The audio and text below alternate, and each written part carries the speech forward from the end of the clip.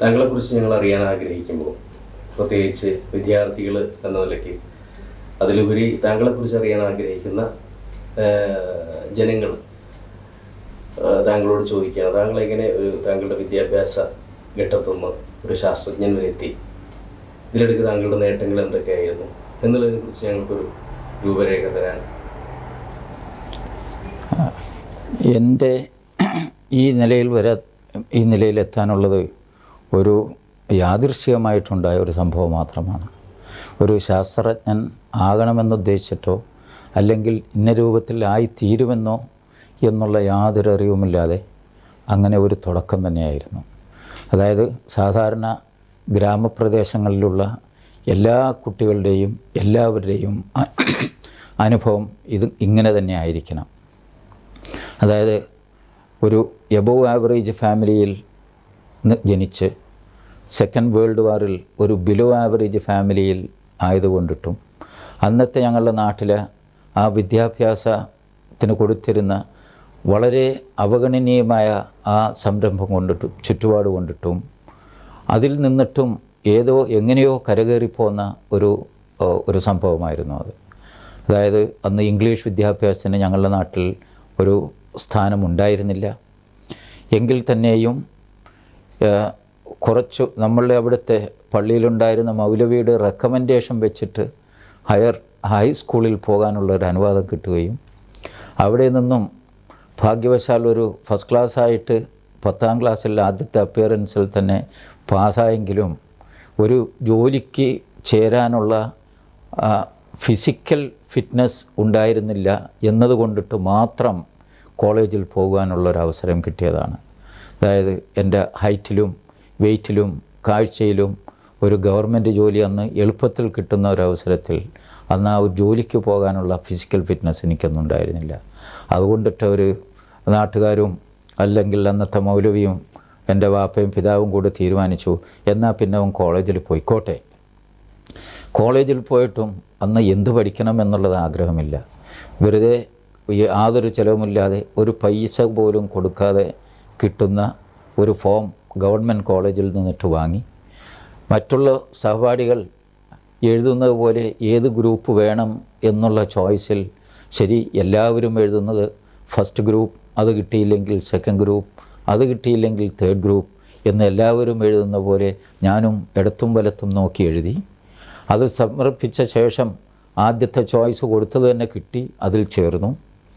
അതിനുശേഷം ഇൻ്റർമീഡിയറ്റ് വരെ പാസ്സായി കഴിഞ്ഞപ്പോൾ അവിടെയും പരീക്ഷ ഒരുവിധം നന്നായി എഴുതി എന്നുള്ള ഒരു മനോഭാവത്തോടുകൂടെ ആ ഒരു സംതൃപ്തിയോടുകൂടെ കഴിഞ്ഞ പിറ്റേ ദിവസം മുതൽ ഒരു ക്ലറിക്കൽ ജോലി അന്ന് കരസ്ഥമാക്കാൻ കഴിഞ്ഞു. പിറ്റേ ദിവസം മുതൽ തന്നെ അന്ന് എന്നെ സഹായിച്ച ഒരു കുമാരൻകുട്ടി മേനോൻ എന്ന് പറയുന്ന ഇലക്ട്രിക്കൽ ഡിവിഷനിലെ എക്സിക്യൂട്ടീവ് എഞ്ചിനീയർ ചാലക്കുടിയിൽ എൻ്റെ ജ്യേഷ്ഠ സഹോദരൻ ജോലി ചെയ്തിരുന്ന ഓഫീസിൽ ഒരു ക്ലറിക്കൽ പോസ്റ്റ് തരികയുണ്ടായി. 53 ദിവസം തികഞ്ഞപ്പോൾ എൻ്റെ റിസൾട്ടായി. അന്നത്തെ മദ്രാസ് യൂണിവേഴ്സിറ്റി, അതായത് മലബാറും കൊച്ചിൻ സ്റ്റേറ്റും ആന്ധ്രാപ്രദേശവും തമിഴ്നാടും എല്ലാം കൂടി ചേർന്ന അന്നത്തെ മദ്രാസ് യൂണിവേഴ്സിറ്റിയുടെ റിസൾട്ട് ഔട്ടായി. കണ്ടപ്പോൾ ഫസ്റ്റ് ക്ലാസ് കിട്ടിയിരിക്കുന്നു. കുമാരൻകുട്ടി മേനോൻ വിളിച്ചിട്ട് പറഞ്ഞു, എടാ നീ നാളെ മുതൽ ജോലിക്ക് വരരുത്. വളരെ സാധ്യതപ്പെട്ട് പറഞ്ഞു നോക്കി, വീട്ടിലെ കഷ്ടപ്പാട് പറഞ്ഞു നോക്കി, കാശ് കിട്ടേണ്ട ആവശ്യം പറഞ്ഞു നോക്കി. ഇല്ല, ഞാൻ ജോലി ചെയ്യാൻ സമ്മതിച്ചാൽ പിന്നീടൊരു കാലത്ത് നീ എന്നെ പഴിക്കും. നീ ഇത്ര രൂപത്തിൽ പാസ്സായിരിക്കുന്നത് കൊണ്ടിട്ട്, ഈ വിധത്തിൽ പാസ്സായിരിക്കുന്നത് കൊണ്ടിട്ട് നീ പഠിക്കാൻ പോകണം, ജോലിക്ക് വരാൻ പാടില്ല. അത് ഒരു ടേണിംഗ് പോയിൻ്റായിരുന്നു. അങ്ങനെ ജോലി മതിയാക്കിപ്പോയി. അപേക്ഷിച്ചു. എന്തിനപേക്ഷിക്കണം? ആ കാലത്ത് മെഡിസിനും എൻജിനീയറിങ്ങും പ്രത്യേകമായിട്ടുള്ള ഗ്രൂപ്പ് പാസ്സാകണ്ട. ഫസ്റ്റ് ഗ്രൂപ്പ് പാസ്സായ ഒരാൾക്ക് ഡോക്ടർക്കും പോകാം, സെക്കൻഡ് ഗ്രൂപ്പ് പാസ്സായ ഒരാൾക്ക് എൻജിനീയറിങ്ങിനും പോകാം. അങ്ങനെയുള്ള ചുറ്റുപാടായിരുന്നെങ്കിലും ഇന്ന സ്ഥലത്ത് പോകണമെന്നോ ഇന്ന രൂപത്തിൽ പഠിക്കണമെന്നോ ഇന്നത് പഠിച്ചാൽ എന്തെങ്കിലും ഒരു ഗുണം കിട്ടുമെന്നോ പറഞ്ഞു തരാൻ ആളുണ്ടായില്ല. പഠിച്ചിരുന്നത് ഗവൺമെൻറ് കോളേജിലായിരുന്നത് കൊണ്ടിട്ട് അവിടെയും ഇത് തന്നെ സ്ഥിതി. എന്നോട് ചോദിച്ചു, ഞാനും തീരുമാനിച്ചു. മറ്റുള്ള എൻ്റെ ടൗണിൽ നിന്നിട്ട് വില്ലേജുകളിൽ നിന്നുള്ള കൂട്ടുകാരോട് ചോദിച്ചപ്പോൾ പറഞ്ഞു, നമുക്കിവിടെ തന്നെ ചേരാം, ഗവൺമെൻറ് അല്ലേ, ഫീസ് കുറച്ച് കൊടുത്താൽ മതി. പിന്നെ എങ്ങനെയാണ് പഠിക്കേണ്ടത്, ഏത് കോഴ്സിൽ ചേരണം? പഴയതുപോലെ തന്നെ ആദ്യത്തെ ചോയ്സ് എല്ലാവരുടെയും കെമിസ്ട്രി, അത് കിട്ടിയില്ലെങ്കിൽ സെക്കൻഡ് ചോയ്സ് ഫിസിക്സ്, അത് കിട്ടിയില്ലെങ്കിൽ തേർഡ് ചോയ്സ് മാത്തമാറ്റിക്സ്. ഇങ്ങനെ എല്ലാവരും കൂട്ടുകാരെഴുതി, അതനുസരിച്ചിട്ട് ഞാനും എഴുതി. ഫസ്റ്റ് ഗ്രൂപ്പ് തന്നെ കിട്ടുകയും കെമിസ്ട്രി തന്നെ കിട്ടുകയും ആ കെമിസ്ട്രിയിൽ BSc പാസ്സാകുകയും ചെയ്തു. റിസൾട്ട് വന്നപ്പോൾ ഒരു ഫസ്റ്റ് ക്ലാസ് കിട്ടിയിരുന്നു. അന്നത്തെ മദ്രാസ് യൂണിവേഴ്സിറ്റി നിലപാടും അനുസരിച്ചിട്ട്, റൂൾസ് ആൻഡ് റെഗുലേഷൻ അനുസരിച്ചിട്ട് ഒരു കോളേജ് ഡെമോൺസ്ട്രേറ്റ് ആകാൻ അല്ലെങ്കിൽ ജൂനിയർ ലെക്ചറാകാൻ അത് മതി. ആ അടിസ്ഥാനത്തിൽ ഒരു തൊഴിലിന് പോകാൻ തന്നെ തീരുമാനിച്ചു. അങ്ങനെ വളരെ ചെറിയ പ്രായത്ത് 1950 ഞാൻ ഫാറൂഖ് കോളേജ് എന്ന് പറയുന്ന ആ മലബാറിലുള്ള ആ കോളേജിൽ ഒരു കെമിസ്ട്രി ഡെമോൺസ്ട്രേറ്റർ ആയി, അതായത് ഒരു അധ്യാപകനായി ചേർന്നു. വളരെ വിചിത്രമായ ഒരു അവസരമായിരുന്നു അത്. അതായത് മീശ പൊടിച്ചിട്ടില്ലെങ്കിലും തീപ്പെട്ടിക്കോല് കത്തിച്ച് ചാരം കൊണ്ടിട്ട് മീശ ഉണ്ടാക്കി 1-2 മക്കളുള്ള ക്ലാസ്സിൽ പോയി പഠിപ്പിക്കേണ്ടി വന്നിരുന്നു. പക്ഷേ അതിൽ ഒരു ആത്മസംതൃപ്തി ഉണ്ടായിരുന്നു. അവിടെയും ഇത് തന്നെ 2-3 കൊല്ലം കഴിഞ്ഞപ്പോഴേക്കും എൻ്റെ വളരെ അഭ്യുദയകാംക്ഷികളായ സ്നേഹിതന്മാർ പറഞ്ഞു, നിങ്ങൾ ഇവിടെ നിൽക്കരുത്, നിങ്ങൾ പോകണം, ഹയർ സ്റ്റഡീസിന് പോകണം എന്നുള്ള ഒരൊറ്റ നിർബന്ധം കൊണ്ടിട്ട് 3 കൊല്ലം കഴിഞ്ഞപ്പോഴേക്കും ഞാൻ അലീഗറിൽ അഡ്മിഷൻ കിട്ടിയതിന് ശേഷം ഫോം വരുത്തിയതെല്ലാം മറ്റു കൂട്ടുകാരാണ്, ഫോം ഫില്ലപ്പ് ചെയ്തത് മറ്റു കൂട്ടുകാരാണ്, സൈൻ ചെയ്യാൻ മാത്രം എന്നെ അപ്രോച്ച് ചെയ്തിരുന്നു. അഡ്മിഷൻ കാർഡ് വന്നതിന് ശേഷം നിർബന്ധിച്ച് പറഞ്ഞയച്ചു. അങ്ങനെ അവിടെ ചെന്നപ്പോഴും എങ്ങനെയോ ഒരു ഭാഗ്യം തെളിഞ്ഞിരുന്നു. എനിക്ക് അന്നത്തെ MScയിൽ ഫസ്റ്റ് ക്ലാസ് ഫസ്റ്റ് റാങ്കോടുകൂടെ കിട്ടി. മതിയാക്കി. അവിടെ നിന്ന് മതിയാക്കി രണ്ടാമതും ഫറൂഖ് കോളേജിൽ വന്നു. ചേർന്ന ഉടനെ സെൻട്രൽ ഗവൺമെൻറ്റിൻ്റെ ഒരു സീനിയർ യൂണിവേഴ്സിറ്റി സ്കോളർഷിപ്പ് എന്ന് പറയുന്ന, അന്ന് ഫസ്റ്റ് റാങ്കിലുള്ള ഒരാൾക്ക് മാത്രം കൊടുക്കുന്ന ഒരു ഇതായിരുന്നു അത് കിട്ടിയതായിട്ടുള്ള ഇൻഫർമേഷൻ വന്നു.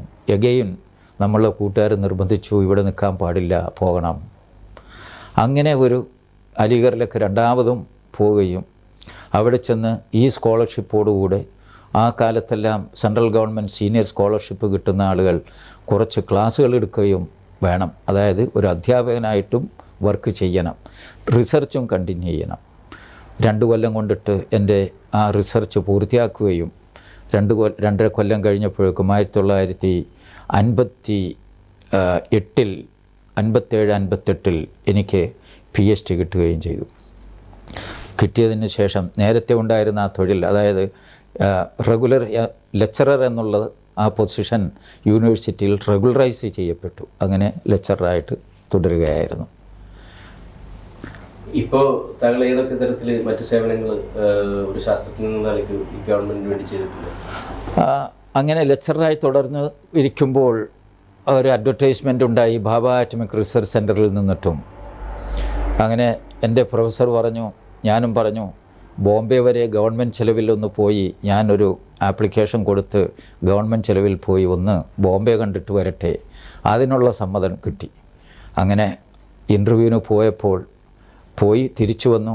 പിന്നീട് ഒരു സിലക്ഷൻ കിട്ടിയെന്നറിഞ്ഞപ്പോൾ പിന്നീടും ഒരു പ്രശ്നം, പോകണോ വേണ്ടേ, അലീഗറിൽ യൂണിവേഴ്സിറ്റിയിൽ ഒരു ലെക്ചറായിട്ട് തന്നെ തുടർന്നാൽ പോരെ എന്നുള്ള ഒരു സംശയം. അതിനും അവിടെ ഉണ്ടായിരുന്ന അന്നത്തെ പ്രൊഫസർ നൂറുൽ ഹസൻ, ഡോക്ടർ സഹൂർ കാസിം എന്നിവർ മുതൽ ഡോക്ടർ ചൗധരി എന്ന് പറയുന്ന ഒരു മഹാമനസ്കൻ, botany department head of department ആയിരുന്ന ആളും, എൻ്റെ തന്നെ ഗുരുക്കളായിരുന്ന ഡോക്ടർ ഉമർ ഫറൂഖ്, ഡോക്ടർ വാഹിദ് മാലിക് എന്നിവരെല്ലാം എന്നോട് ഉപദേശിച്ചു, ഇവിടെ പിന്നെയും ആളുകളെ കിട്ടും, ഗവൺമെൻറ് നമ്മളുടെ ഭാഭ ആറ്റമിക് റിസർച്ച് സെൻറ്ററിൽ, അന്ന് ട്രോംബെ എസ്റ്റാബ്ലിഷ്മെൻ്റ് ആയിരുന്നു അതിൻ്റെ പേര്, അവിടെ നിങ്ങൾ ചെന്ന് പെടണം എന്നുള്ള ഒരു പ്രോത്സാഹനം കിട്ടുകയും അവിടെ വന്ന് 1959 ജൂലൈ 1 മുതൽ അവിടെ ചേരുകയും ചെയ്തു.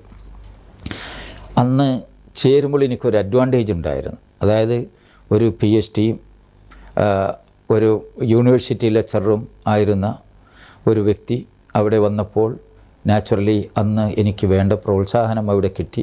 അതായത് ഒരു ഗ്രൂപ്പ് ലീഡറായിട്ട് തന്നെ എനിക്ക് വർക്ക് ചെയ്യാൻ കഴിഞ്ഞു.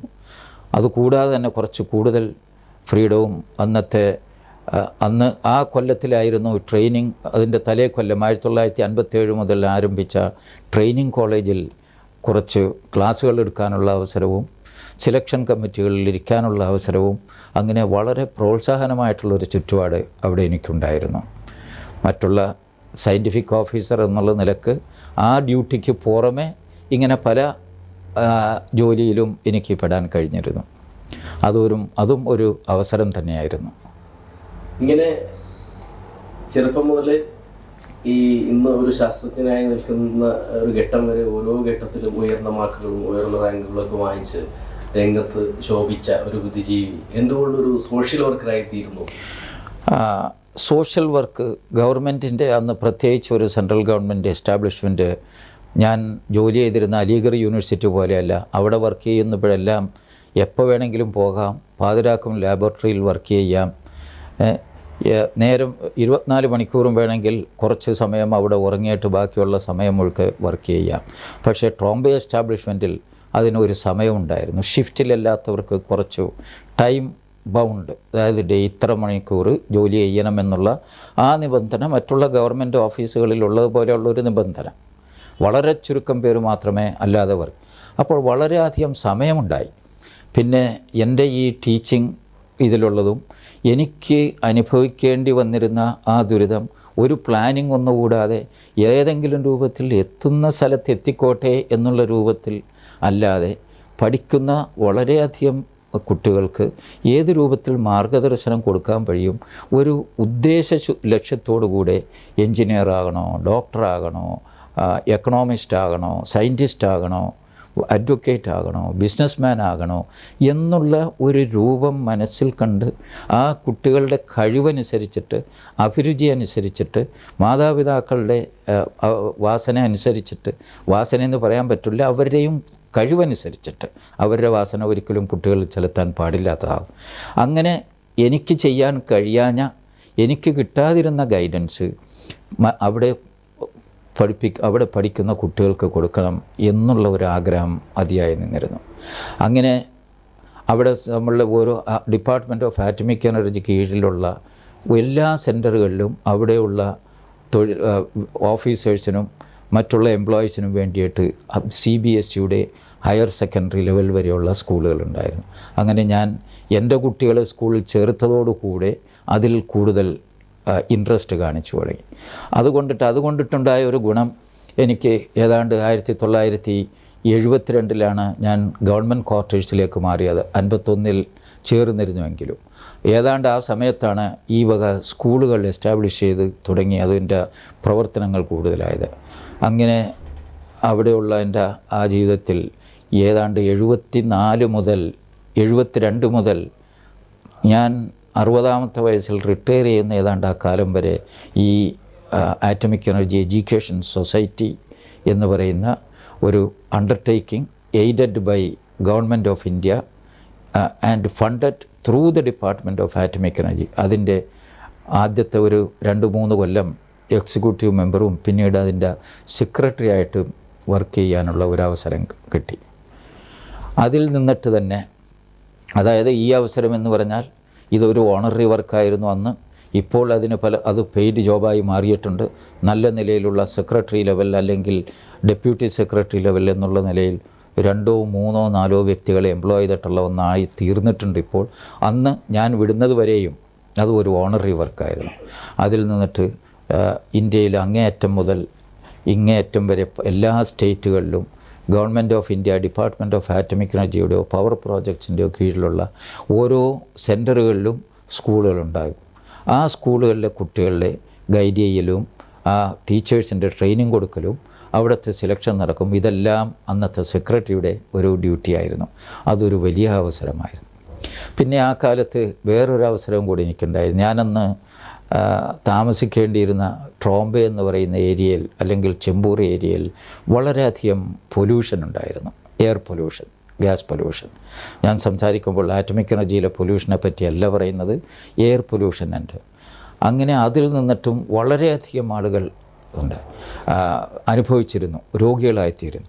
അങ്ങനെ നമ്മളുടെ ഒരുപക്ഷെ നിങ്ങൾക്ക് എല്ലാവർക്കും അറിയപ്പെടുന്ന ഡോക്ടർ ജുസ്സാവാല എന്ന് പറയുന്ന, അന്ന് ടാറ്റ ഹോസ്പിറ്റലിലെ പ്രൊഫസർ, ക്യാൻസർ സർജൻ, അദ്ദേഹത്തോടൊപ്പിച്ച് ഞങ്ങൾ ഒരു 5-8 പേർ കൂടെ ഇന്ന് ഇന്ത്യയിൽ ആദ്യമായിട്ട് എന്ന് പറയാവുന്ന സൊസൈറ്റി ഫോർ ക്ലീൻ എൻവയോൺമെൻറ്റ്സ് എന്ന് പറയുന്ന സോക്ലീൻ, അങ്ങനെ ഒരു സ്ഥാപനം 1969 ഞങ്ങൾ സ്ഥാപിച്ചു. അത് വലിയൊരു നേട്ടമായിരുന്നു. ഇന്ത്യയിൽ ആദ്യമായിട്ടുള്ള ഒരു എൻവയോൺമെൻറ്റൽ സൊസൈറ്റി അതായിരുന്നു. അതിനുശേഷമാണ് ഫലം. അങ്ങനെ പല ഇതിലും, അതുകൂടാതെ തന്നെ അന്ന് ഞങ്ങൾ താമസിച്ചിരുന്ന കോളനി ഡെവലപ്പ് ചെയ്ത് വരികയായിരുന്നു. അവിടെ ഒരുപാട് പ്രോബ്ലംസ് ഉണ്ടായിരുന്നു. Water problem. അന്നൊരു ജനതാ കോളനി എന്ന് പറയുന്ന ഒരു വലിയൊരു, ഇന്ത്യയിലെ ബോംബെയിലെ ഒരു വലിയൊരു കോളനി അതിൻ്റെ ഉള്ളിലായിരുന്നു. അവരെ കുറച്ച് നന്നാക്കണം, അവരുടെ ജീവിതസ്ഥിതി നന്നാക്കണം. അതിൻ്റെ ചുറ്റുപാടും ഞങ്ങൾ താമസിച്ചിരുന്നു. അങ്ങനെ അതും എന്നെ മനസ്സിൽ അലട്ടിയിരുന്ന ഒരു സംഗതിയാണ്. ഇതിൽ കുറച്ച് പ്രവർത്തനത്തിൽ ഏർപ്പെടാനും അന്ന് ഡിപ്പാർട്ട്മെൻറ്റ് ഓഫ് ആറ്റമിക് എനർജിയിലെ എൻ്റെ മേലധികാരികൾ എനിക്കുണ്ടായിരുന്ന വേറൊരു വളരെ സന്തോഷകരമായ ഒരു ഇത് എന്താണെന്ന് വെച്ചിട്ടുണ്ടെങ്കിൽ, ഇങ്ങനെയുള്ള ഈ സോഷ്യൽ ആക്ടിവിറ്റീസിൽ പെട്ടിരുന്നു കൊണ്ടിട്ട് അവിടുത്തെ ബോസ്മാരെല്ലാം, അതായത് ഡിപ്പാർട്ട്മെൻറ്റ്, ഞങ്ങളുടെ ഡയറക്ടർ മുതൽ ആറ്റമിക് എനർജി കമ്മീഷൻ്റെ ചെയർമാൻ വരെ അന്ന് ഞങ്ങൾ തമ്മിൽ വളരെയധികം അടുത്ത് പരിചയപ്പെടുവാനും ഇടപെടുവാനുമുള്ള അവസരമുണ്ടായി. ഇതെല്ലാം എൻ്റെ സോഷ്യൽ ആക്ടിവിറ്റീസിൽ നിന്നിട്ടും കൊണ്ടുണ്ടായി. അതായത് ഡോക്ടർ സേത്തന മുതൽ, ഡോക്ടർ രാമണ്ണ മുതൽ, ഡോക്ടർ PK അയ്യങ്കാർ മുതൽ, ഡോക്ടർ MR ശ്രീനിവാസൻ മുതൽ, അങ്ങനെ ഇന്നത്തെ ചെയർമാനായിരിക്കുന്ന ഡോക്ടർ ചിദംബരം മുതൽ, ഇവരുടെ എല്ലാവരുടെയും ഒരു സ്നേഹവും അനുഗ്രഹവും അവർ തന്നിരിക്കുന്ന ഒരു ഫ്രീഡവും എനിക്ക് ഉപയോഗിക്കാൻ കഴിഞ്ഞു.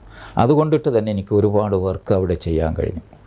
ഞാൻ റിട്ടയർമെൻറ്റ് എടുത്ത് വേറൊരു പ്രധാനപ്പെട്ട ഒരു സംഗതി കൂടി എനിക്ക് ചെയ്യാൻ കഴിഞ്ഞത്, ഇന്ന് സെൻട്രൽ ഗവൺമെൻറ്റിൻ്റെ കീഴിലുള്ള, സെൻട്രൽ ഗവൺമെൻറ് 1976 മറ്റോ ഇൻട്രൊഡ്യൂസ് ചെയ്ത central government employees what you call that family scheme, insurance scheme എന്ന് പറയുന്നത്, അതിൻ്റെ തുടക്കം വേണമെങ്കിൽ പറയാം 1972 ഞാൻ എൻ്റെ ഇനീഷ്യേറ്റീവിലും കൂടെ എന്നെ സഹായിച്ചിരുന്ന ഒരു ഡോക്ടർ ശങ്കർദാസ് എന്ന് പറയുന്ന അദ്ദേഹത്തിൻ്റെയും ഞങ്ങളുടെ രണ്ടുപേരുടെയും ഒരു ജോയിൻ്റ് എഫർട്ടിൽ ആദ്യമായിട്ട് ഇന്ത്യയിൽ ഇൻട്രൊഡ്യൂസ് ചെയ്ത ഒരു ഫാമിലി റിലീഫ് സ്കീം എന്ന് പറയുന്ന ഒരു ഇൻഷുറൻസ് സ്കീമായിരുന്നു. അത് വലിയ ഒരു വിപ്ലവം ഉണ്ടാക്കി. അന്ന് ബോംബെയിൽ ഇൻകം ടാക്സിൻ്റെ ചീഫ് കമ്മീഷണറായിരുന്ന കുരുവിള ആയിട്ട് നേരിട്ട് കാണുകയും അദ്ദേഹം അതിന് സാലറിയിൽ നിന്ന് റിക്കവർ ചെയ്യിക്കാനുള്ള ഒരു വഴി കാണിച്ചു തരികയും, അന്ന് കൺട്രോളിലായിരുന്ന മിസ്റ്റർ സ്റ്റീഫൻ എന്ന് പറയുന്ന തൃശ്ശൂർക്കാരനായിരുന്ന ഒരു ഡയറക്ടർ എന്നല്ല, അന്ന് കൺട്രോളർ എന്ന് പറയും, അതായത് ഹെഡ് ഓഫ് ദി അഡ്മിനിസ്ട്രേറ്റ്, അദ്ദേഹത്തിൻ്റെയും സഹായത്തോടുകൂടി ഇങ്ങനെ ഒരു സംരംഭം അവിടെ തുടങ്ങി. അതായത് ഏറ്റവും ചെറിയ ലെവൽ മുതൽ ഏറ്റവും വലിയ ലെവൽ വരെയുള്ള ഓരോരുത്തർക്കും വെറും ഒരു 2 രൂപയോ 1 രൂപയോ കോൺട്രിബ്യൂട്ട് ചെയ്ത് അന്ന് എസ്റ്റാബ്ലിഷ്മെൻറ്റിൽ വർക്ക് ചെയ്തിരുന്ന ആർക്കെങ്കിലും ഒരു നേരത്തെ ഉള്ള ഒരു മരണമോ ഒരു പെർമനൻറ്റ് ഇൻകപ്പാസിറ്റേഷനോ ഉണ്ടായിട്ടുണ്ടെങ്കിൽ ആ ഫാമിലിക്ക് ഒരു 30 മുതൽ 35,000 രൂപ വരെ കൊടുക്കാനുള്ള ഒരു സംവിധാനമായിരുന്നു അത് ഏറ്റവും വലിയ ഒരു സംഗതിയായിരുന്നു. 1976 ശേഷമാണ് എന്ന് തോന്നുന്നു സെൻട്രൽ ഗവൺമെൻറ് ഈ മാതൃകയിൽ അത് സെൻട്രൽ ഗവൺമെൻറ് എംപ്ലോയീസ് ഇൻഷുറൻസ് സ്കീമാക്കി മാറ്റിയത്. കുറച്ച് വ്യത്യാസപ്പെടുത്തിയിരുന്നു.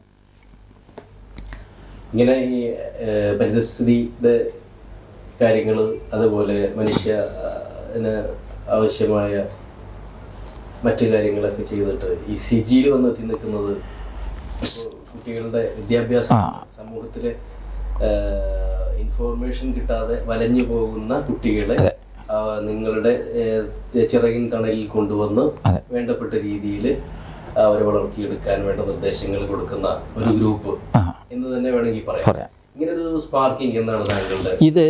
ഈ ഞാൻ നേരത്തെ സൂചിപ്പിച്ച പോലെ ഈ സ്കൂളുകൾ ഈ 10-30,000-ൽ കൂടുതൽ കുട്ടികളെ ടെൻത്ത് ലെവൽ വരെയും 12th ലെവൽ വരെയും, അതായത് secondary and higher secondary level വരെ ഉണ്ടാകുമ്പോൾ ഈ കുട്ടികൾക്ക് മാർഗനിർദ്ദേശം കൊടുക്കുകയും ഒരു തൊഴിൽ സംവിധാനം ഇതേപോലെയുള്ള ഇന്ന് നടക്കുന്ന ഈ കരിയർ കൗൺസിലിങ്ങും കരിയർ എക്സിബിഷനും നടത്താനും നടത്തിപ്പിക്കുവാനും ഓർഗനൈസ് ചെയ്യിക്കാനുമുള്ള ഒരു അവസരം എനിക്ക് കിട്ടി. അതായത് ആറ്റമിക് എനർജി എഡ്യൂക്കേഷൻ സൊസൈറ്റിയുടെ ഏതാണ്ട് അതിൻ്റെ റണ്ണിങ്ങിന് മുഴുക്ക ഉത്തരവാദിത്വവും വഹിക്കേണ്ടി വന്നുകൊണ്ടിട്ട് അത് എൻ്റെ ഒരു ഉത്തരവാദിത്തമായി കഴിഞ്ഞു. അപ്പോൾ അന്ന് ബോംബെയിലുള്ള ഗവൺമെൻറ് ഫണ്ടിന് യാതൊരു കുറവുമില്ല. ഗവൺമെൻറ്റിൽ BRCയിലുള്ള സയൻറ്റിസ്റ്റിൻ്റെ സഹായവും കിട്ടുന്നു. അന്ന് ബോംബെയിലെ ലയൺസ് ക്ലബ്ബും റോട്ടറി ക്ലബ്ബും TIFRൻ്റെ സ്റ്റാഫും സഹായത്തിന് വന്നു. ഇവരെ എല്ലാവരുടെയും സഹായത്തോടുകൂടെ എല്ലാ കൊല്ലവും ഡിസംബർ ജാനുവരിയിൽ കരിയർ എക്സിബിഷൻസ് നടത്തുകയും എക്സ്പേർട്സിനെ കൊണ്ടിട്ട് ഓരോ തൊഴിലിലും അതിൻ്റെ അവസരങ്ങളും അതിൻ്റെ കഷ്ടപ്പാടും അതിൻ്റെ വർക്കിംഗ് എൻവയോൺമെൻറ്റും എല്ലാം കുട്ടികൾക്ക് പറഞ്ഞ് മനസ്സിലാക്കി കൊടുത്ത് കരിയർ സെമിനാർ വരെ നടത്തുക എന്നുള്ളത് ഒരു ആനുവൽ ഫീച്ചറായിട്ട് മാറിയിരുന്നു. അങ്ങനെ അത് റിട്ടയർ ചെയ്തതിന് ശേഷം എൻ്റെ ഒരു ആഗ്രഹമായിരുന്നു ഇത് തന്നെ നമ്മളുടെ നാട്ടിൽ പോകാൻ തരപ്പെടുകയാണെങ്കിൽ നാട്ടിലും ഇത് തന്നെ ചെയ്യണം. എനിക്ക് കിട്ടിയ വലിയൊരു പോരായ്മ അതായിരുന്നു. ഏതോ ഭാഗ്യത്താൽ ഒരു വിധം നല്ല നിലയിലായിത്തീർന്നെങ്കിലും മറ്റുള്ള നൂറുകണക്കിന് ആളുകൾ ഇതേപോലെ ആകണമെന്നില്ല. എൻ്റെ ഈ ഭാഗ്യം മറ്റുള്ളവർക്ക് കിട്ടിക്കൊള്ളണമെന്നില്ല. അതുകൊണ്ടിട്ട് ഒരു എയിംഡ് കരിയർ ഒബ്ജക്റ്റീവ് ഒരു സിലക്റ്റ് ചെയ്തിട്ട് ഇന്നതാകണം എന്നുദ്ദേശിച്ചുകൊണ്ടിട്ടുള്ള ഒരു ഇൻഫർമേഷൻ ഒരു ചുറ്റുപാട് കുട്ടികൾക്ക് ഉണ്ടാക്കി കൊടുക്കണം.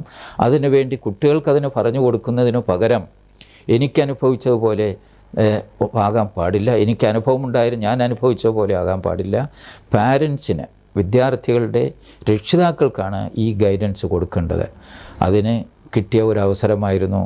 ഞാൻ റിട്ടയർമെൻറ്റിന് ശേഷവും കൺസൾട്ടൻ്റായിട്ട് ബോംബെയിൽ തന്നെ കണ്ടിന്യൂ തുടരുമ്പോൾ എൻ്റെ ഒരു ആത്മസുഹൃത്തായ പ്രൊഫസർ V. മുഹമ്മദ് സാഹിബിൻ്റെ ഏതാണ്ട് നിർബന്ധമനുസരിച്ചിട്ട് ഞാൻ 1950 ജോലി ചെയ്തിരുന്ന ഫറൂഖ് കോളേജിൻ്റെ മാനേജിംഗ് കമ്മിറ്റിയുമായി ഒരു ഡിസ്കഷൻ ഉണ്ടാകുകയും അതിൻ്റെ റിസൾട്ടായിട്ട് 1991 ബോംബെയിൽ നിന്ന് ഫറൂഖിൽ വരികയും അൽ ഫാറൂഖ് എഡ്യൂക്കേഷണൽ സെൻറ്റർ എന്ന് പറയുന്ന ഒരു ഓട്ടോണമസ് ബോഡി അണ്ടർ ഈ റൗദത്തുൽ ഉലൂം അസോസിയേഷൻ അങ്ങനെ ഒന്ന് രൂപീകരിക്കുകയും അതിൻ്റെ ഡയറക്ടറായിട്ട് അപ്പോൾ കിട്ടിയ എനിക്ക് ഏറ്റവും വലിയ അവസരമായിരുന്നു.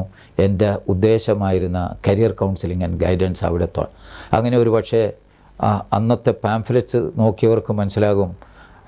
ഒരു department of distant education, department of science and technology, അതായത് computer science and this thing, department of commerce and management, അതിൻ്റെ കീഴിലായിരുന്നു കമ്പനി സെക്രട്ടറി മറ്റുള്ളവർ. അങ്ങനെ ഒരു department of career counselling and guidance അന്ന് അത് തുടങ്ങി. അതിനുശേഷം ഞാൻ ഫറൂഖ് കോളേജിലും PSMO കോളേജിലും ഫ്രൈഡേ ക്ലബ്ബുകളിലെല്ലാം പോയി ഇതിൻ്റെ ആവശ്യകതയെപ്പറ്റി പലരോടും പറയുകയും ഇങ്ങനെ ഒരു സ്ഥാപനം വേണം എന്ന് പറയുകയും, പക്ഷേ അതിൻ്റെ എല്ലാം റിസൾട്ട് ഇന്ന് കാണുന്ന പോലെ വേണ്ടത് തന്നെയാണ്, പക്ഷേ നമുക്ക് ചെയ്യാം എന്നുള്ളതല്ലാതെ വേറൊരു പ്രതികരണം അതിനുണ്ടായില്ല. എൻ്റെ പേഴ്സണൽ എഫർട്ട് നടന്നിരുന്നു എന്നുള്ളതിന് മാത്രം. അങ്ങനെ ഇരിക്കുമ്പോഴാണ് 1995 ഒരു നമ്മളുടെ പുണ്യഭൂമിയായ മക്കയിൽ വെച്ച് ഞാൻ ചില വ്യക്തികളുമായിട്ട് ഈ വിഷയത്തെപ്പറ്റി സംസാരിക്കുമ്പോൾ ശരി നമുക്ക് പോയിട്ട് ഇതിനു വേണ്ടി മാത്രം ഒരു ഇൻസ്റ്റിറ്റ്യൂഷൻ, പക്ഷേ ഇതെല്ലാം എന്തുകൊണ്ടിട്ട് ഇതിനു വേണ്ടി മാത്രമെന്ന് വെച്ചാൽ അന്ന് നോക്കുമ്പോഴും മാതൃഭൂമിയുടെ പേപ്പറിൻ്റെ ആയാലും തൊഴിൽ വാർത്ത, തൊഴിൽ വീഥി, എംപ്ലോയ്മെൻറ്റ് ന്യൂസ്, ഇതേപോലെയുള്ള അല്ലെങ്കിൽ MESൻ്റെ കീഴിലും MSSൻ്റെ കീഴിലും ഓരോ കോളേജുകളുടെ കീഴിലും ഓരോ യൂണിവേഴ്സിറ്റിയിലും ഇതിൻ്റെ ഒരു സംവിധാനമുണ്ടെങ്കിലും അതിന് ഉപയോഗപ്പെടുത്തുന്നവർ അതിന് എൻലൈറ്റൻഡായ പാരൻസിൻ്റെയും എൻലൈറ്റൻഡായ കുട്ടികൾ മാത്രമേ അത് ഉപയോഗപ്പെടുത്തുന്നുള്ളൂ. പ്രത്യേകിച്ച് മുസ്ലിം സമുദായത്തിനെ സംബന്ധിച്ചിടത്തോളം നമ്മളുടെ കുട്ടികൾ ഇതൊന്നും നോക്കുകയില്ല, വായിക്കുകയില്ല, അവരുടെ പാരൻസിനത് നോക്കാനുള്ള ഒരു ആഗ്രഹമില്ല. അപ്പോൾ മറ്റുള്ള സ്ഥാപനങ്ങളുടെ മറ്റുള്ള ഉദ്ദേശങ്ങൾക്ക് വേണ്ടി ഫോം ചെയ്തിരിക്കുന്ന സ്ഥാപനങ്ങളുടെയോ അല്ലെങ്കിൽ ഇതിൻ്റെയോ മീഡിയകളുടെയോ അത് പോരാ, ഇത് മാത്രം ഉദ്ദേശമായിട്ടുള്ള ഒരു സ്ഥാപനം വേണമെന്നുള്ളതായിരുന്നു എൻ്റെ ലക്ഷ്യം. അങ്ങനെ ആ അവസരം കിട്ടിയപ്പോൾ 1995 മിഡിലോടുകൂടെ ഇതേ രൂപത്തിൽ ചിന്തിക്കുന്ന പല വ്യക്തികളുടെയും ഒരു മീറ്റിംഗ് വിളിച്ചു കൂട്ടുകയും അങ്ങനെ 1-2 മീറ്റിങ്ങുകൾക്ക് ശേഷം വേണം എന്ന് തീരുമാനിച്ച് അതിൻ്റെ വർക്കിംഗ് റൂൾസ് ഉണ്ടാക്കുകയും ഏതാണ്ട് 10 മാസം എന്ന് പറയട്ടെ, 10 മാസത്തോളം കഴിഞ്ഞപ്പോൾ 96 ആയപ്പോഴേക്കും ഇതിന് ഒരു ജന്മം കൊണ്ടു എന്ന് വേണമെങ്കിൽ പറയാം. നമ്മളുടെ കേരളപ്പിറവിയായ നവംബർ 1-ാം തീയതി 1996 നവംബർ 1-ാം തീയതി കാലിക്കറ്റ് യൂണിവേഴ്സിറ്റിയുടെ സമീപത്ത് ഉള്ള ഒരു ബിൽഡിങ്ങിൽ ഒരു ചെറിയ റൂം വാടകയ്ക്കെടുത്തിട്ട് അതിൽ ഇതിൻ്റെ ഒരു ഓഫീസ് തുറക്കുകയും ചെയ്തു. 1997 ജാനുവരി 1-ാം തീയതി ഇതിന് നമ്മളുടെ മലപ്പുറത്ത് ഇതിൻ്റെ CG centre for information and guidance India എന്ന പേരിൽ ഒരു രജിസ്ട്രേഷനും കിട്ടി. ഇന്നിപ്പോൾ 2-3 കൊല്ലം കഴിഞ്ഞ ഈ ഇൻസ്റ്റിറ്റ്യൂട്ടിൻ്റെ കീഴിൽ നിങ്ങൾ പ്രവർത്തിച്ച പ്രവർത്തനങ്ങളുടെ ഹൈലൈറ്റ് ചെയ്ത് പറയാവുന്ന, മറ്റുള്ളവർക്ക് ഒരു കോൺഫിഡൻസ് ഉണ്ടാവുന്ന രീതിയിൽ ഹൈലൈറ്റ് ചെയ്ത് പറയാൻ പറ്റുന്ന എന്തെങ്കിലും സംഭവങ്ങൾ വല്ലതും? ഇത് ഹൈലൈറ്റ് ചെയ്ത് അതിൻ്റെ ഒരു പ്രോഡക്റ്റായിട്ട് നമുക്ക് പറയാൻ പോകുന്നതിൽ ഇന്ന് കേരളത്തിൽ തിരുവനന്തപുരം മുതൽ കാസർഗോഡ് വരെ നോക്കുകയാണെങ്കിൽ ഒരു 190-ൽ പരം വളണ്ടിയേഴ്സായിട്ടുള്ള കരിയർ കൗൺസിലേഴ്സിനെ ഞങ്ങൾക്ക് ട്രെയിൻ ചെയ്യിക്കാൻ കഴിഞ്ഞു. വളണ്ടിയേഴ്സ് അതായത് ഒരു എംപ്ലോയ്മെൻറ്റ്, ഒരു settled in life, people who are already settled in life. ഇതൊരു തൊഴിലായിട്ട് കാണാത്ത ആളുകൾ, മറ്റുള്ള കോളേജ് പ്രൊഫസേഴ്സോ ടീച്ചേഴ്സോ ഗവൺമെൻറ് എംപ്ലോയീസോ റിട്ടയേർഡ് ഹാൻഡ്സോ ചേർന്നിട്ടുള്ള അങ്ങനെ ഒരു 190-ൽ പരം. അതിന് പുറമെ ഇവർക്ക് ഈ കൗൺസിലേഴ്സിന് ട്രെയിനിങ് കൊടുക്കുവാൻ പറ്റിയ ഒരു 32ഓളം സീനിയർ റിസോഴ്സ് പേഴ്സൺസ് എന്ന് പറയുന്നവരെ നമുക്ക് ട്രെയിൻ ചെയ്യിച്ചെടുക്കാൻ പറ്റി. ഇതിനും പുറമെ ഇവരെ എല്ലാവരെയും സഹകരണം. ഓഫ്കോഴ്സ് ഞാനൊരു കാര്യം പറയാൻ മറന്നുപോയി. ഇത് 3 സോണിലായിട്ടാണ് പ്രവർത്തിക്കുന്നത്. കാലിക്കറ്റ് ഹെഡ് ക്വാർട്ടേഴ്സും നോർത്ത് സോണും, എറണാകുളത്ത് അതിൻ്റെ സെൻട്രൽ സോൺ, തിരുവനന്തപുരത്ത് സൗത്ത് സോൺ. ഈ 3 സോണുകളുടെ കീഴിലായിട്ട് ഈ കൗൺസിലേഴ്സ് ഉണ്ട് ഒരറ്റം മുതൽ. അങ്ങനെ അതൊന്ന്. രണ്ടാമതായിട്ട് ഒരു 24-ൽ പരം നമ്മളുടെ വില്ലേജ് ബേസ്ഡ് എന്ന് പറയുമ്പോൾ ഒരു യൂണിറ്റ് ബേസ്ഡ്, ചിലപ്പോൾ അതെല്ലാം ഇപ്പോൾ വൈപ്പിൻകരയെ സംബന്ധിച്ചാണെങ്കിൽ വൈപ്പിൻകരയിൽ ഒരു യൂണിറ്റ് ഉണ്ട്, അല്ലെങ്കിൽ ചിലത് ഒരു പഞ്ചായത്ത് ഒരു യൂണിറ്റായിട്ട് കണക്കാക്കിയിട്ട് അവിടെ ഒരു യൂണിറ്റ്. അങ്ങനെ ഒരു 24-ൽ പരം യൂണിറ്റുകൾ ഇപ്പോഴും ഉണ്ടായി. ഈ യൂണിറ്റുകൾ ആവശ്യത്തിനുള്ള പല സ്ഥലത്തും ആവശ്യത്തിനുള്ള ബുക്കുകൾ അവർ വാങ്ങി വെച്ചിട്ടുണ്ട്. റെഫറൻസിന് വേണ്ടിയിട്ട് ട്രെയിൻഡ് ആയിട്ടുള്ള കൗൺസിലേഴ്സ് ഉണ്ട്. ഏത് വിദ്യാർത്ഥിയോ അല്ലെങ്കിൽ പാരൻറ്റോ ആഗ്രഹിക്കുകയാണെങ്കിലും പ്രിലിമിനറി ട്രീറ്റ്മെൻറ്റ് എന്നുള്ള നിലക്ക് ഒരു സാധാരണ രോഗി സാധാരണ ഡോക്ടറെ അടുത്ത് പോകുന്ന പോലെ ഇവരെ അപ്രോച്ച് ചെയ്യാം. അതിൽ കൂടുതൽ സ്പെഷ്യലിസ്റ്റ് വേണമെങ്കിൽ സീനിയർ റിസോഴ്സ് പേഴ്സൺ ഉണ്ട്. അതിലും കൂടുതൽ സ്പെഷ്യലിസ്റ്റ് വേണമെങ്കിൽ നമ്മളുടെ ഈ 3 സോണിലുള്ള ഓഫീസേഴ്സ് ഉണ്ട്. സോണൽ ഡയറക്ടേഴ്സും അതിൻ്റെ കോർഡിനേറ്റേഴ്സുമുണ്ട്. അതിന് പുറമെ കഴിഞ്ഞ ഒരു ഇതായിട്ട് ഞങ്ങൾ കരിയർ മിഷൻ 2000 എന്ന് പറയുന്ന ഒരു സംരംഭം നടത്തി. അതായത് ഉൾനാട്ടിൽ വില്ലേജുകളിലുള്ള സ്കൂളുകളിൽ പോയിട്ട് 10ാം ക്ലാസ്സിൽ പഠിക്കുന്ന കുട്ടികൾക്ക് എങ്ങനെ അവരുടെ കരിയർ ഫോം ചെയ്യണം, ഏതെല്ലാം ഇൻഫർമേഷൻ അവർക്ക് കിട്ടണം. ഇന്ന് നിങ്ങൾക്ക് അവൈലബിൾ ആയിട്ടുള്ള അല്ലെങ്കിൽ നിങ്ങൾ കേട്ടിട്ടുള്ള ഈ 1/2 ഡസൻ വേണമെങ്കിൽ doctor, engineer, computer engineer, MCA അല്ലെങ്കിൽ MBA എന്നുള്ളതിന് പുറമെ എത്രയോ കോഴ്സുകളും മറ്റുള്ളതെല്ലാം അവർക്കുണ്ട് എന്നുള്ള ഒന്ന് പറഞ്ഞു കൊടുക്കുക. അത് പറഞ്ഞു കൊടുത്തതിന് ശേഷം ഇതിനെപ്പറ്റി അവർക്ക് ആലോചിക്കാനുള്ള സമയം കൊടുക്കുക, ആലോചിക്കുക, പാരൻസായിട്ട് ഡിസ്കസ് ചെയ്യുക. എങ്ങനെയുള്ള ഒരു സ്കൂളിൽ പോയി അവിടെ ചെന്ന് ഈ ക്ലാസ്സുകളെടുത്ത് അവർക്ക് വേണ്ട ഇൻഫർമേഷൻ നൽകുക എന്നുള്ളത് അത് വളരെ ഒരു സക്സസ്ഫുൾ. അതിൻ്റെ ഫസ്റ്റ് ഫേസ് കഴിഞ്ഞു. സെക്കൻഡ് ഫേസ് ഇപ്പോൾ ഡിസംബർ ജാനുവരിയിൽ how to pass the exam എന്ന് പറയുന്നത്. ഫസ്റ്റ് ഫേസിൽ തന്നെ ഒരു 300-ൽ താഴെയുള്ള സ്ഥാപനങ്ങളിൽ പോയിട്ട് ഞങ്ങളുടെ പ്രവർത്തകർ ക്ലാസ് എടുക്കുകയുണ്ടായി.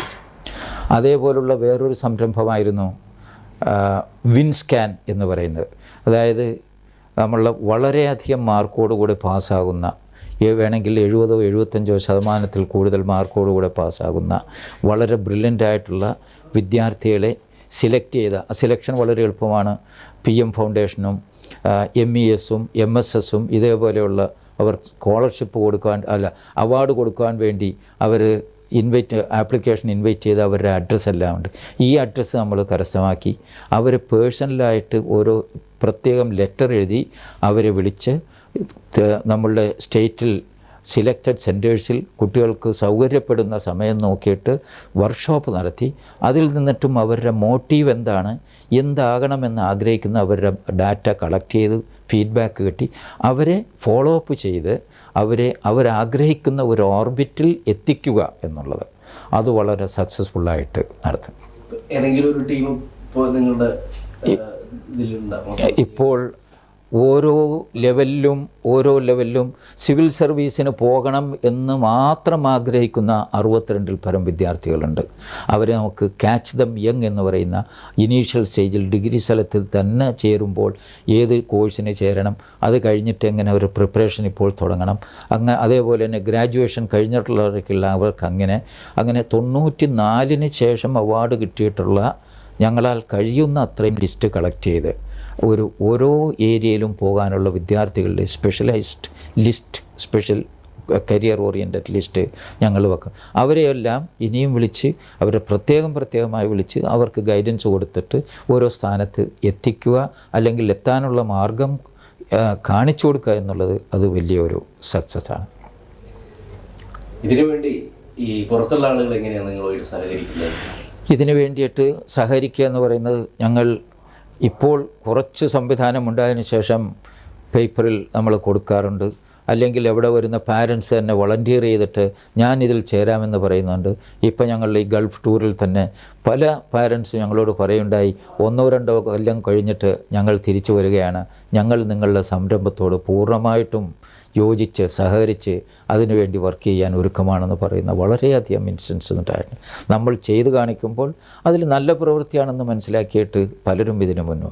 വേറൊരു പ്രത്യേക ഇത് ഒരു സംഗതി ഇതിനെന്താണെന്ന് വെച്ചിട്ടുണ്ടെങ്കിൽ, ഇത് എല്ലാ വിഭാഗത്തിൽപ്പെട്ട ആളുകളുടെയും ഞങ്ങൾക്ക് ഒരു സെൻട്രൽ കമ്മിറ്റി ഉണ്ട്, central advisory committee, state advisory committee. ഇതിനൊരു സെക്കുലർ സ്വഭാവവും കൂടെ ഇതിലുണ്ട്. പ്രത്യേകമായിട്ട് ബാക്ക്വേർഡ് കമ്മ്യൂണിറ്റീസിന് ഉള്ളതാണെങ്കിൽ തന്നെയും ഒരു സെക്കുലർ ഓൾ ഇന്ത്യ ലെവലിലുള്ള സ്വഭാവവും ഇതിനുണ്ട്. അങ്ങനെ ഈ കമ്മിറ്റികളുണ്ട്. ഈ കമ്മിറ്റിക്ക് ഇതിൻ്റെ കീഴിൽ എല്ലാ പൊളിറ്റിക്കൽ പാർട്ടീസും എല്ലാ സെക്ഷൻസും ഗ്രൂപ്പ്സും ഇതിൻ്റെ കീഴിൽ, ഈ അംബ്രലയുടെ കീഴിൽ യോജിച്ച് വരുന്നുണ്ട് എന്നുള്ളത് അതിൽ വളരെ അഭിമാനം കൊള്ളാവുന്ന ഒരു സംഗതിയാണ്. താങ്കളെക്കുറിച്ച് പറഞ്ഞു കേട്ട ആദ്യം മുതൽ അവസാനം വരെ ഞങ്ങൾ ഇപ്പോൾ ഇത് കേട്ടുകൊണ്ടിരിക്കുന്ന വ്യക്തികൾക്ക് ഒരു കോൺഫിഡൻസ് ഉണ്ട്, ഇങ്ങനെ ഒരു സംഭവം നടത്തിക്കൊണ്ടുപോകാൻ ചുക്കാൻ പിടിക്കാൻ പറ്റുന്ന ഒരു വ്യക്തി എന്ന ബാക്ക്ഗ്രൗണ്ട് ഉള്ളത്. ഈ താങ്കളോടൊപ്പം നിൽക്കുന്ന മറ്റ് വ്യക്തികൾ ആരൊക്കെയെന്ന് ഒന്ന് സ്പോട്ട് ചെയ്ത് പറയാം. ഇത് എന്നോട് നിൽക്കുന്ന വ്യക്തികൾ പേര് ഇതിൻ്റെ 1994-ൽ സിജി എന്ന് പറയുന്ന ആ പേരിൽ തുടങ്ങിയിരുന്നില്ലെങ്കിലും ഈ ഒരു സംരംഭമായിട്ട് department of career counselling and guidance എന്ന് പറയുന്ന അങ്ങനെ നടത്തിക്കൊണ്ടിരിക്കുന്ന ആ ഒരു അവസരത്തിൽ എന്നോട് ബന്ധപ്പെട്ട ഒരു വ്യക്തിയാണ് മിസ്റ്റർ കബീർ. ഇതിനെപ്പറ്റി അറിഞ്ഞിട്ട് കൂടുതൽ ഇതിൽ വാസന എടുത്തിട്ട് അന്ന് മുതൽ ഞങ്ങൾ തമ്മിലുള്ള ആ ഒരു യോജിപ്പ് ഇന്നും അതിനുശേഷം ഇത് ഫോം ചെയ്തതിന് ശേഷം നമ്മളുടെ ഒരു സ്റ്റേറ്റ് കോർഡിനേറ്ററായിട്ട് അദ്ദേഹം വർക്ക് ചെയ്യുന്നുണ്ട്. ഇത് കണ്ടതിന് ശേഷം പല കോളേജുകളിലെയും പ്രൊഫസർമാരും പല സ്കൂളുകളിലെ പ്രൊഫഷണൽ കോഴ്സിലെ ടീച്ചേഴ്സും റിട്ടയർ ചെയ്ത പലരും, ഇതിൻ്റെ തന്നെ ഞങ്ങളുടെ ഒരു vice president retired director of public relations ആണ്. ഇങ്ങനെ പല പൊസിഷനിലുള്ളവരുമുണ്ട്. അതിൽ വ്യക്തിപരമായിട്ട് പേര് പറയണം എന്ന് ഞാൻ ഉദ്ദേശിക്കുന്നില്ല. മിസ്റ്റർ കബീർ ഇതിൻ്റെ കോർഡിനേറ്ററാണ്. പിന്നെ ഇത് കണ്ട് മനസ്സിലാക്കി, ഇപ്പോൾ എൻ്റെ പ്രായമനുസരിച്ചിട്ട് ഇത് എന്നിൽ നിൽക്കണമെന്നുള്ളതല്ല, അല്ലെങ്കിൽ ഇപ്പോഴത്തെ കമ്മിറ്റിയിൽ മാത്രം ഇത് നിൽക്കണം എന്നുള്ളതല്ല, ഇത് തുടർന്നു കൊണ്ടുപോകാനുള്ള ഒരു തലമുറ ഇതിനകം ഞങ്ങൾ സൃഷ്ടിച്ചിട്ടുണ്ട്. ഈ 32 സീനിയർ റിസോഴ്സ് പേഴ്സൺസ് എന്ന് പറയുന്നതിൽ തന്നെ ഒരു നല്ല വിഭാഗം ഇത് ഏറ്റെടുത്ത് നടത്തുവാനുള്ള സമർത്ഥനായിട്ടുള്ള അതിൻ്റെ ഉത്തരവാദിത്തം ഏറ്റെടുക്കാനുള്ള സമർത്ഥരായിട്ടുള്ള ആളുകൾ അതിലുണ്ട്. പക്ഷേ അത് എല്ലാവിധ സോദ്ദേശത്തോടും കൂടി അത് അതിൻ്റെ വിജയത്തിൽ എത്തട്ടെ എന്ന് എത്താൻ വേണ്ടി പ്രാർത്ഥിക്കുന്നു, എത്തട്ടെ എന്ന് ആശംസിക്കുന്നു. ഇത്തിരി അവസരത്തിൽ നന്ദി. എന്തെങ്കിലും ഇനി എൻ്റെ ചോദ്യത്തിൽപ്പെടാത്ത താങ്കൾ പറയാൻ ആഗ്രഹിക്കുന്നുണ്ടെങ്കിൽ പറയാം. ഇല്ല, എനിക്ക് പറയാനുള്ളത് ഇതേവരെ നമുക്കുണ്ടായിരിക്കുന്ന അനുഭവം ഇത് ഓരോരുത്തരോടും പറയുമ്പോൾ ഇത് പണ്ടേ ചെയ്യേണ്ടതായിരുന്നു എന്നുള്ള ഒരു ഫീഡ്ബാക്കാണ്. അത് തന്നെ ഞങ്ങൾക്ക് വലിയ ഒരു എൻകറേജ്മെൻറ്റാണ്. പിന്നെ ഞങ്ങൾ ഇതേവരെ പോയിട്ടുള്ള ഒരു സ്ഥലത്തും ഒരു അസോസിയേഷനിലും ഒരു ഗ്രൂപ്പിലും ഇതിന് ഭിന്നാഭിപ്രായമായിട്ട് യാതൊന്നും വന്നിട്ടില്ല. അതുകൊണ്ടിട്ട് തന്നെ എനിക്കറിയാം ഇതിൽ പടച്ചവൻ്റെ അനുഗ്രഹവും നാട്ടുകാരുടെ ഒരു സഹകരണവും എല്ലാ വിഭാഗത്തിൽപ്പെട്ട നേതാക്കന്മാരുടെ സഹകരണവും ഇതിനുണ്ട് എന്നുള്ളത് തന്നെ ഇത് മുന്നോട്ട് പോകാനും ഇത് പന്തലിച്ച് വളരുവാനുമുള്ള ഒന്നാണ് എന്നുള്ള ഒരു ശുഭവിശ്വാസം എനിക്കുമുണ്ട്. ഇതിനോട് സഹകരിക്കുന്ന എല്ലാവരുടെയും സഹകരണങ്ങൾ ഞങ്ങൾ അഭ്യർത്ഥിക്കുകയും വെൽക്കം ചെയ്യുകയും ചെയ്യുന്നു.